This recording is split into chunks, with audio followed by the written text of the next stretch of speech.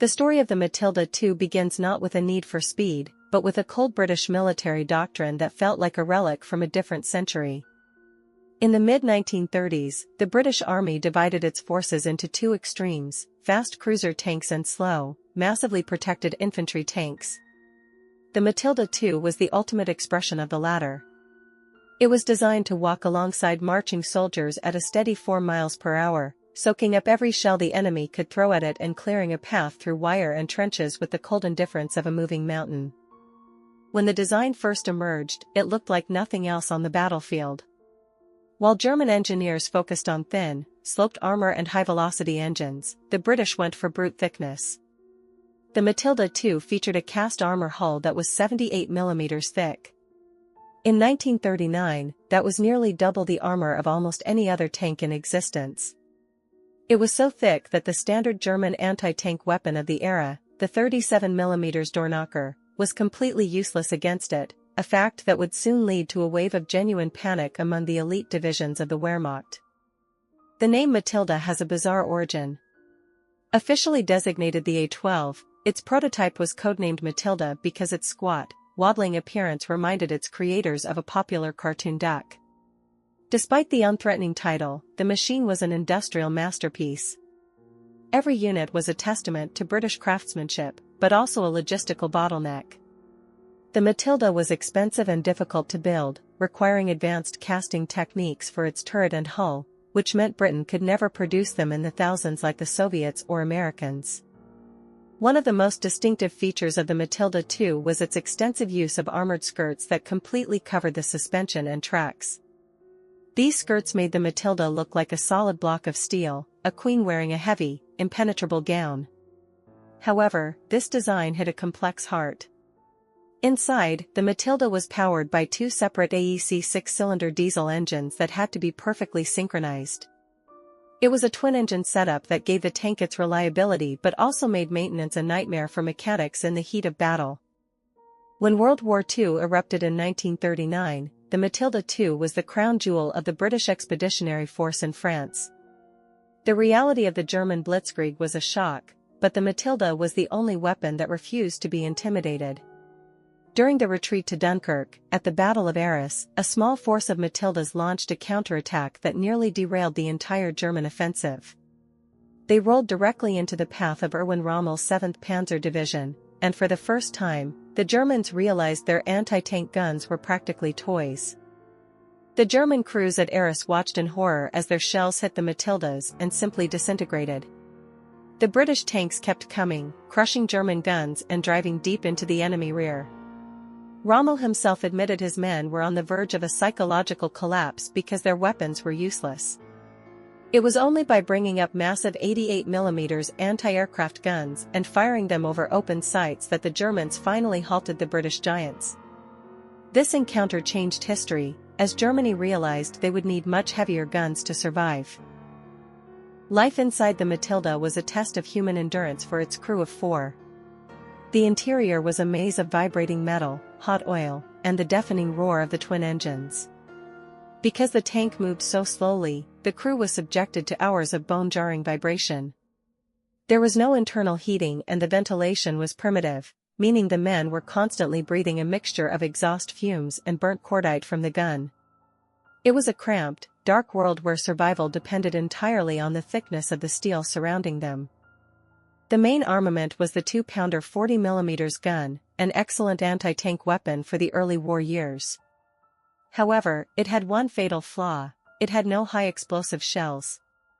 While the Matilda could kill other tanks, it struggled to deal with enemy infantry or gun crews hidden in the brush. The British philosophy was that tanks fight tanks, and infantry fights infantry, a rigid mindset that cost many crews their lives when they found themselves surrounded by enemy guns they couldn't blast away with explosive rounds. When the Matilda II arrived in North Africa in 1940, it found its true calling and earned the legendary title, the Queen of the Desert. The environment was a nightmare of shifting dunes and extreme heat, but for the Matilda, this was where its armor became a strategic nightmare for the Axis. During Operation Compass, the British launched an offensive against the massive Italian army. The Italians had hundreds of tanks, but they had nothing that could stop a Matilda. Italian anti-tank shells simply bounced off the British hulls like pebbles. The psychological impact on the Italian troops was profound. Entire battalions began to surrender at the mere sight of a Matilda on the horizon. To them, these weren't just tanks, but supernatural monsters that couldn't be killed. There are reports of Italian gunners firing at point-blank range, seeing the shells ricochet, and then simply standing up and waiting to be taken prisoner. In the first few months, the Matilda was the undisputed master of the desert, allowing a tiny British force to capture over 130,000 Italian soldiers. However, the arrival of Erwin Rommel and the Afrika Korps changed the rules.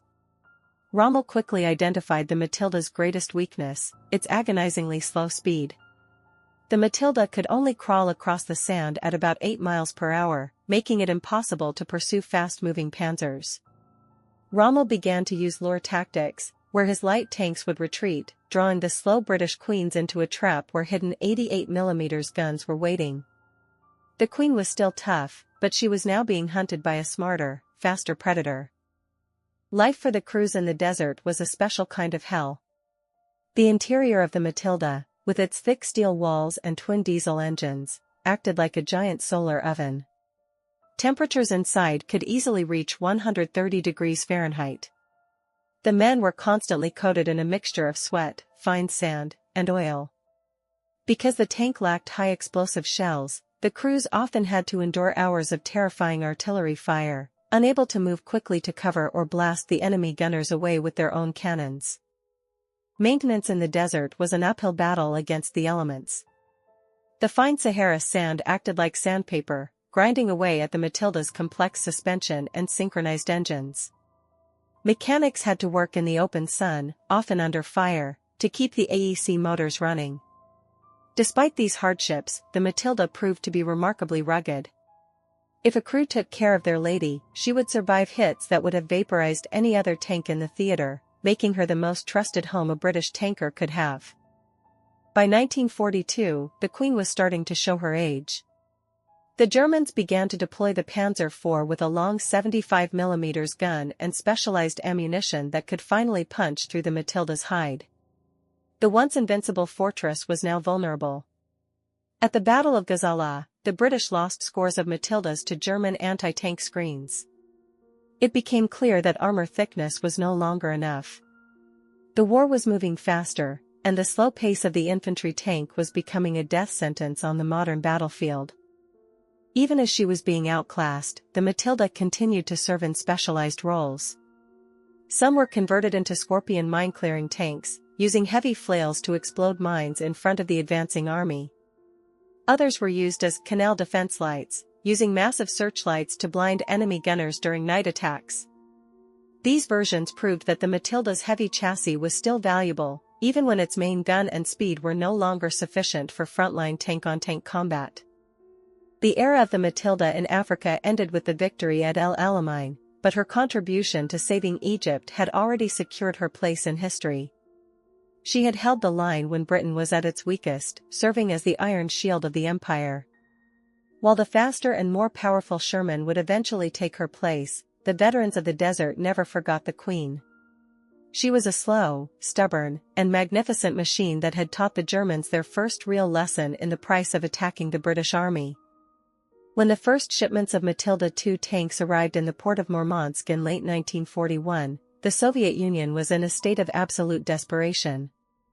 The Nazi war machine was at the gates of Moscow, and the Red Army was losing tanks faster than their factories could replace them.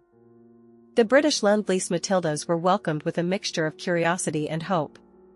To the Soviet commanders, the 78mm of armor was a revelation. It was nearly as thick as their own heavy KV-1 tanks. Stalin himself took an interest in these British ladies, hoping they would provide the armored shield needed to halt the German advance during the most critical winter of the war.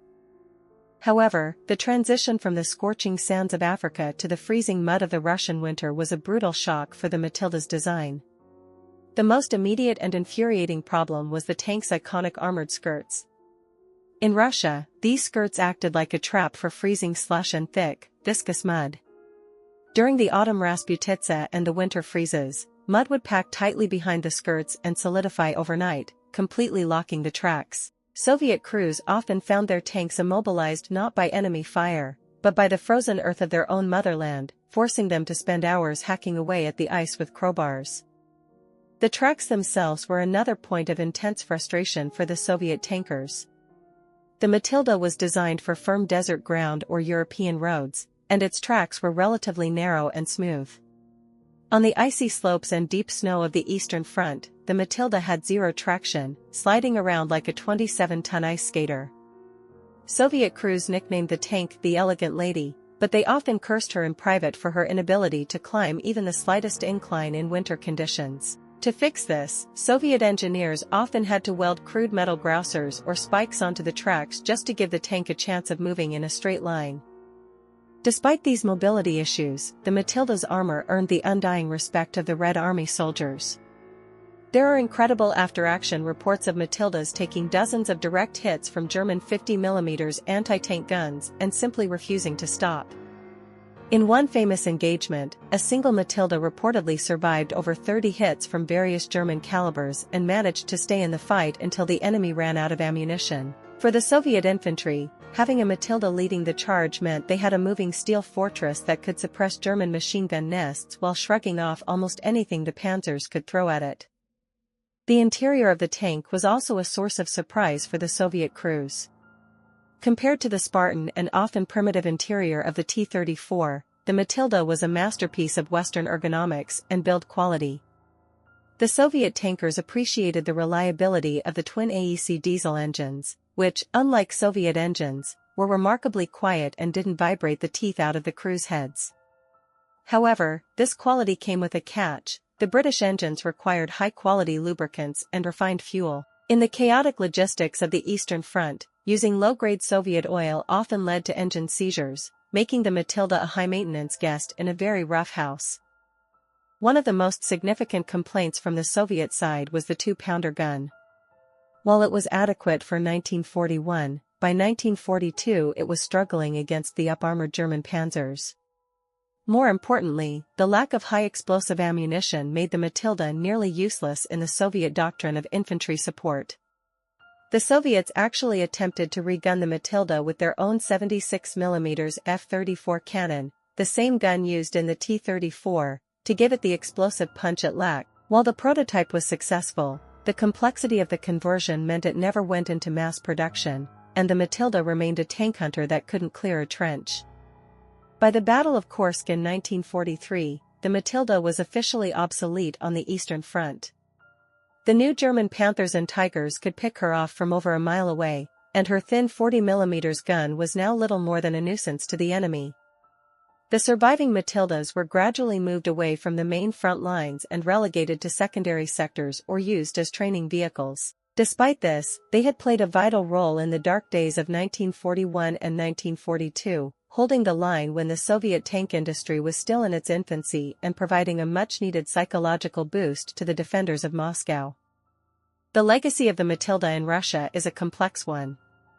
She was an urban, sophisticated machine thrown into a primitive and apocalyptic war of attrition. She was too slow for the vast Russian steppes and too delicate for the Siberian frost, but she was also incredibly tough and well-built. To the veterans of the 196th Tank Brigade, she was the British Queen who had stood her ground when it mattered most. She proved that Western industrial quality could survive the Eastern Front, even if she had to do it with frozen tracks and a limited gun, securing her place as one of the most unique symbols of the Allied cooperation. As the war in Europe and Africa moved toward its conclusion, the Matilda too found a surprising new life in a completely different theater of war, the dense, humid jungles of the Pacific. The Australian Army had received hundreds of Matildas, and they soon realized that the very features that made the tank obsolete in Europe made it a godsend in the Pacific. Against the Japanese Imperial Army, which lacked heavy anti-tank guns and sophisticated armor, the Matilda was once again a nearly invincible monster. In the green hell of New Guinea and Borneo, the Queen of the Desert became the Queen of the Jungle. The Australian tankers loved the Matilda for its incredible reliability and its ability to take a beating. In the jungle, combat was often at point-blank range, with Japanese soldiers attempting suicide attacks with magnetic mines or anti-tank grenades. The Matilda's thick, cast hull and armored skirts made it nearly immune to these desperate tactics. The Australians modified their tanks with heavy wire mesh over the engine decks to bounce away grenades and added extra protection for the crew. For the infantry struggling through the mud and malaria, the sight of an Australian Matilda crashing through the trees was the ultimate sign of hope. One of the most terrifying versions of the Matilda developed by the Australians was the Frog. This was a flamethrower variant that replaced the main gun with a high-pressure flame projector. In the Pacific, where the Japanese often fought to the last man in deep bunker systems and caves, the Matilda Frog was a nightmare. It could spray a stream of liquid fire into a bunker from a safe distance, incinerating everything inside. The heavy armor allowed the Frog to crawl right up to the mouth of a cave, ignoring machine gun fire, and deliver its lethal cargo with terrifying precision, ending battles that would have otherwise cost hundreds of infantry lives.